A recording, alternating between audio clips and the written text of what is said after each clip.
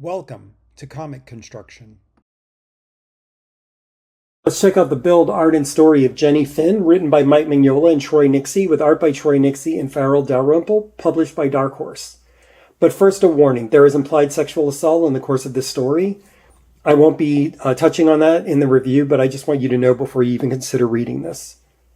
This is a standard size hardcover at 6 13/16 by 10 7/16 inches and has 136 pages. The cover is 4-color printing on the board. There's a finish on it, but there's no like coating like a soft touch or anything. It does feel a little soft, but I think that's just the standard sort of coating. The binding is sewn with a black head ribbon. In the interior stock is I would call this one a glossy sheet. It feels a little glossier than other books from Dark Horse, but it's about the same thickness. So it feels like a nice page. I just think it reflects a little more light. Troy Nixie illustrates the first 3 issues, and Farrell Dalrymple illustrates the final issue of the book.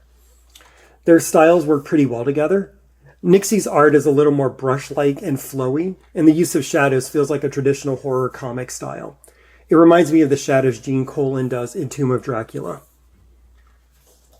Let's see, we can zoom in on a couple of panels so you can see what I'm talking about.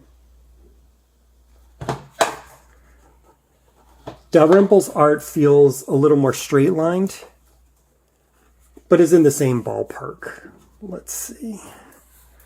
Let's jump back here. Yeah, so here are some Farrell Dalrymple illustrations, so you can just kind of see. Similar style, slightly different, but they work well together.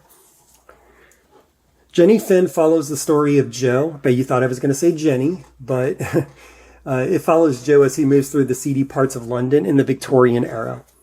It seems pretty clear that this is Whitechapel, as there are sex workers being murdered, and the people are scared and angry.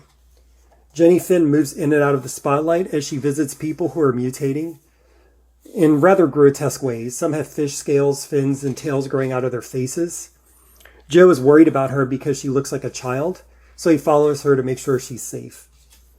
In the course of the story, the reader learns of Jenny Finn's origin and the people who are obsessed with her.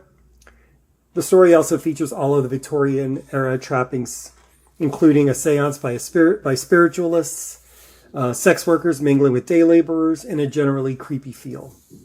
The ending is pretty far out there, and I find it an interesting book, though the use of sexual assault feels wholly unnecessary and ruins the overall reading experience. Thanks for checking out this video. If you enjoyed it, like, subscribe, and share with a friend.